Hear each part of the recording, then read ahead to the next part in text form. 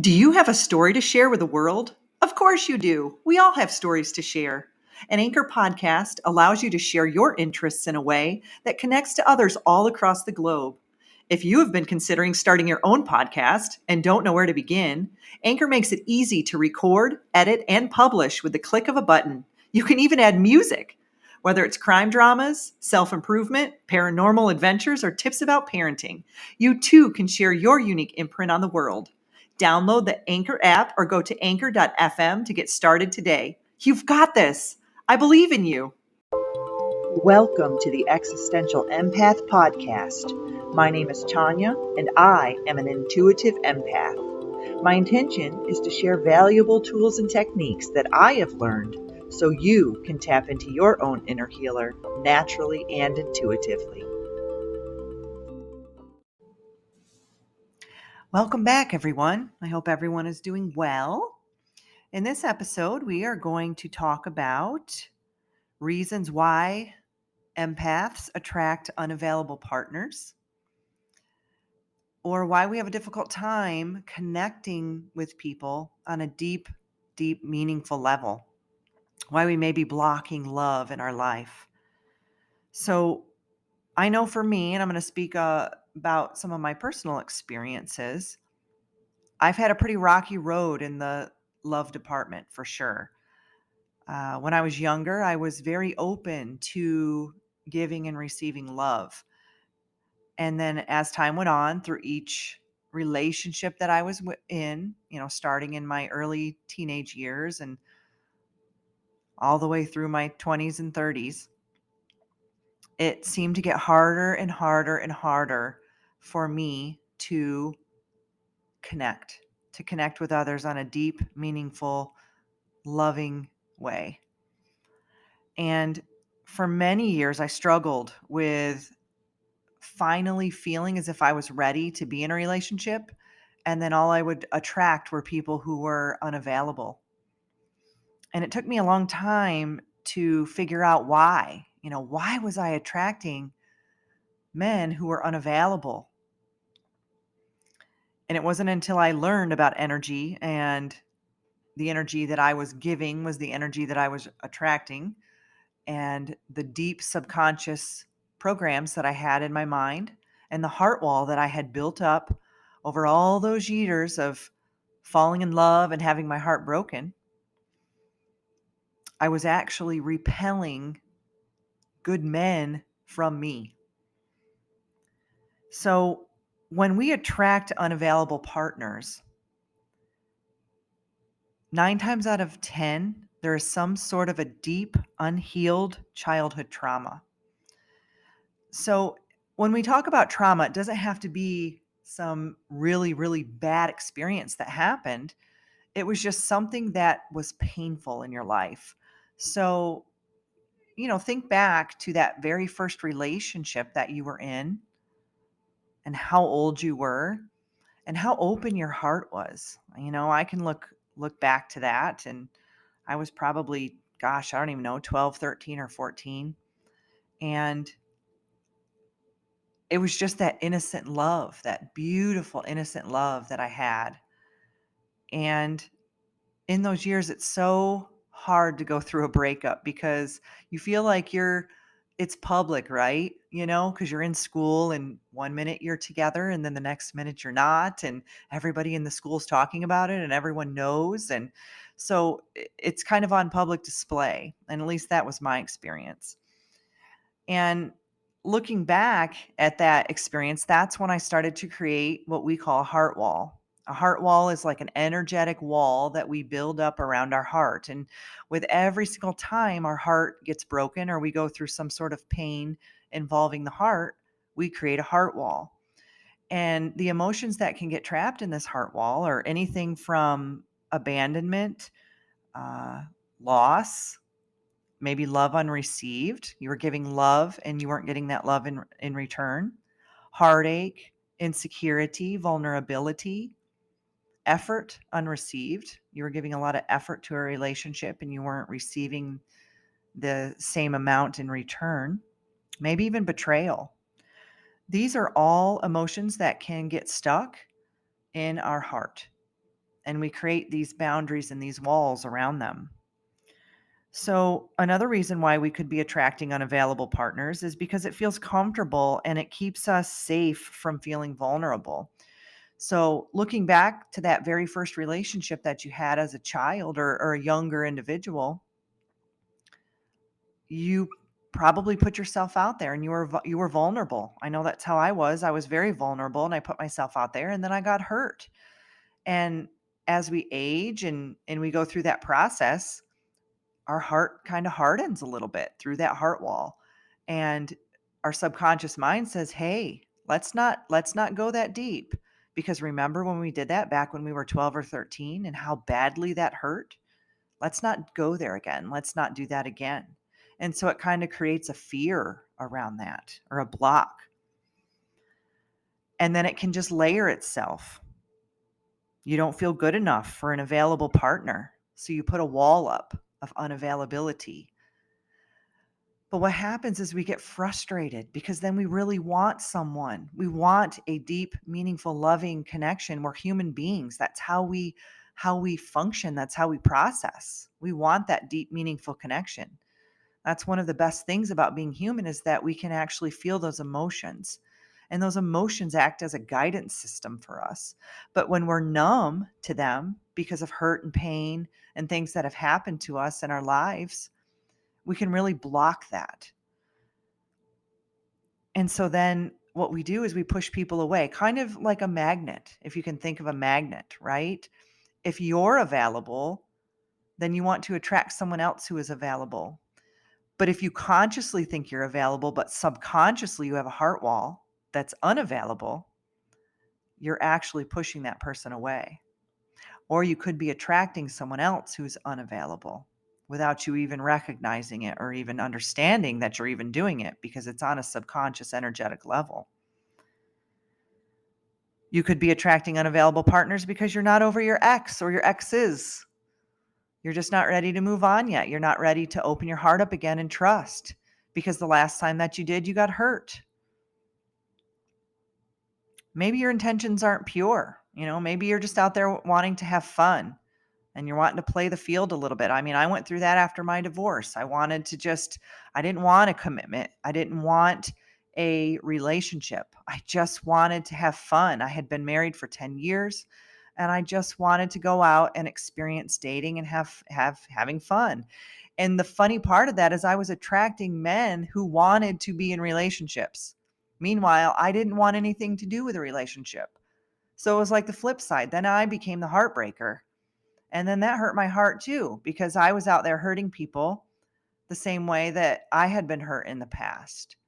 So it's like when you look at both sides of the coin, you can be on both sides.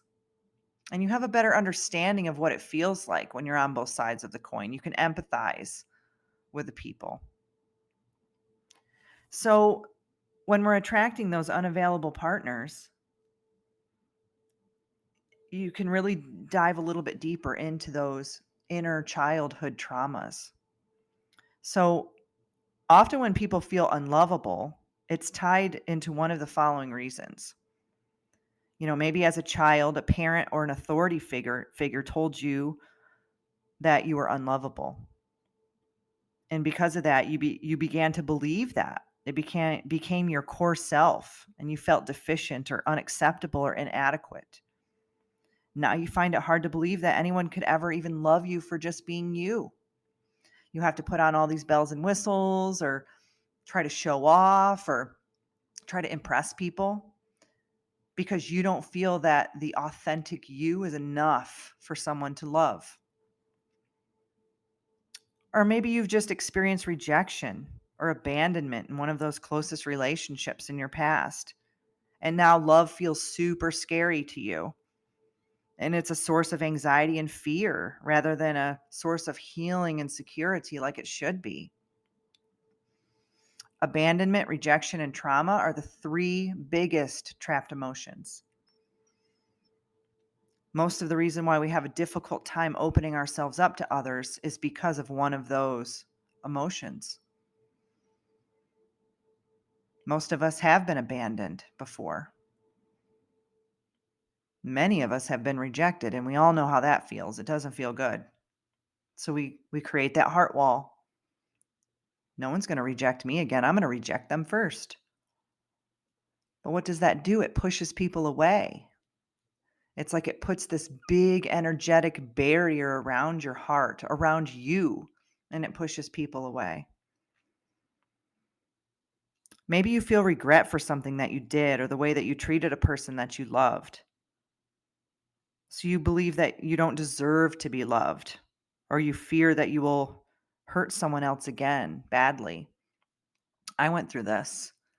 I had just gotten out of my divorce and I had met someone who cared about me so deeply, so deeply. And had I been in another state or another state of mind or another time in my healing process, it probably would have been a very deep, meaningful relationship, but I just wasn't there. I just wasn't ready.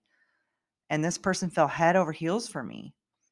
And I couldn't dive deeper. I just couldn't do it. I wasn't ready. I wasn't there. And the result was is that I hurt this person, and I felt very guilty and very shameful of that for years. But now I can look back at that relationship and understand that, he was opening up his heart for the next person in line after me. And now I can look back at that relationship and see how much, he loved me. I could actually be deserving of a love like that. And that in itself is meaningful to me. Maybe you've developed a series of flawed beliefs which have kind of colored your expectations about love. For example, you may have concluded that love leads to pain, or that no one can be trusted, or that love always ends. Those are our limited belief patterns. Those are subconscious thoughts and beliefs that we put on ourselves around love. We are all worthy and deserving of love. It's just what we tell ourselves. What story are we telling ourselves about our love life? Are we telling ourselves that we're worthy of love? Or are we telling ourselves that we don't deserve to be loved? If we're telling ourselves that love leads to pain, then you're going to attract love leads to pain. Maybe a voice in your head says that you cannot change, so you don't believe that you have what it takes to be a loving person or someone who can be loved. But none of us are perfect, guys. We're all on this journey together. Sometimes it's easier, sometimes it's more difficult. And if we choose to take a risk, then we'll figure out what we can change, right? We need that contrast. Maybe you're with one person and it seems seamless, it seems perfect, but it's the wrong timing. Maybe that person came into your life to teach you a lesson, or maybe you taught them a lesson. We all meet people for a reason. People come in and out of our lives for reasons. What is that reason? Really sit back and take a look at it. Consciously look at your relationships. Also, understanding that many times the relationships are mirroring back to us what we need to heal. So if you have a partner who's just annoying you or frustrating you with something, sit back and take a look at yourself. What is it that I might need to heal that he is reflecting or mirroring back to me? This made a huge impact in some of my relationships in the past. I was able to really dive a little bit deeper into who I was and some of the energetic subconscious belief patterns that I was projecting out onto others. So, when it comes to the empath, we have a natural way of wanting to give, give, give. And then we struggle so much with receiving sometimes. So, what we'll do is we will attract partners that are really good at receiving because we're so good at giving. And what that does is it depletes us. It depletes us of all of our energy. But if we have a balanced giving and receiving within our own energetic field, then we will attract someone who also has a balanced giving and receiving energy in their field as well. So it's so important to heal that receiving aspect of ourselves. So the right side of the body is our masculine energy. That is our giving energy. The left side of the body is our feminine energy. That is our receiving energy. Many of us can have either what's called a wounded masculine or a wounded feminine energy. Are you a really good giver and not a great receiver? You probably have some wounded feminine energy. And that can go back to the females in your life, taking a look at the relationship with your mom. How were you taught to receive? In my life, I was taught to give, give, give, and that I could do everything on my own. So I had a really difficult time receiving as an adult. I have to really work on that. I have to catch myself when I'm in those patterns. Maybe you are really good at taking things from people and you're not good at giving things. That means that you've got a wounded masculine. You might want to take a look at the relationship that you've had with men in your life, the relationship with your father. Have you had to take on the masculine role a lot in your life? Maybe in your marriage or your relationships? Really having a more deeper understanding of our masculine and feminine energy can make some significant changes in our lives. And this has nothing to do with being male or female. Masculine and feminine energy is within all of us, and we have a balance of it. When we are in perfect alignment and harmony within our energetic field, we have a beautiful balance of masculine and feminine energy. But many of us have a wounded masculine or feminine energy. I, as an Aries, have a very strong masculine energy. So, personally, I have been working on my feminine energy, which I understand is my receiving energy. I've been always a very strong giver, but not the best at receiving. So I'm working on that and I'm catching myself in those times when people offer things to me. I'm now graciously accepting it and receiving it. I receive this. Thank you so much. Where in the past, I would say, no, I've got it. I'm good. Thank you. It's just shifting that, understanding that I struggle in that area. It's time to notice it and to make a change. So, where can you take a look at your life and the relationships that you're in, or maybe the relationships that you've had, and examine them a little bit deeper? Has there been a time in your life where you felt abandoned, maybe rejected? Maybe there was some betrayal involved. Maybe there was some trauma. How far back can you go and put your finger on, where did this pattern start? Where did this emotion start? Sometimes as children we can actually take on these emotions from our mother.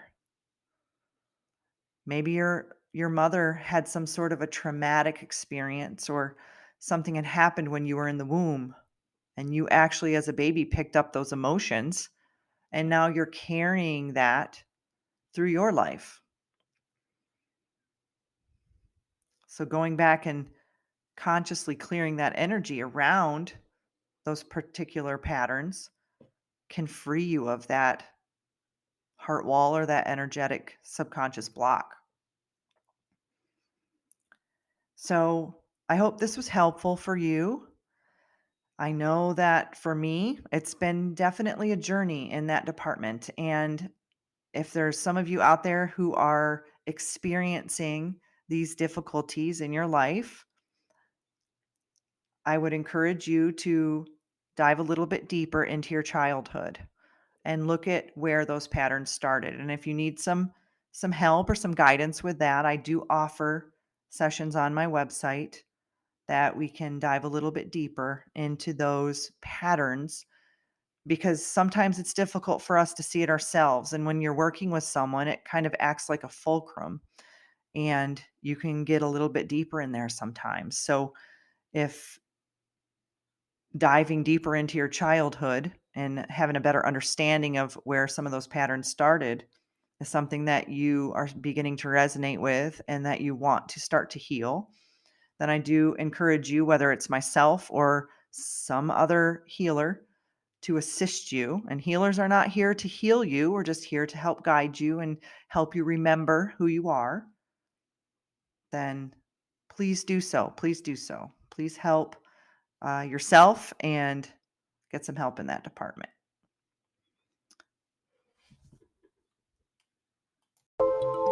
You deserve to navigate your life as an empath in alignment with health, happiness, and abundance. To learn more about the services that I provide, including Beyond Quantum Healing Hypnosis, EFT tapping, and the Emotion Code, visit my website at www.thesoulcafe.org.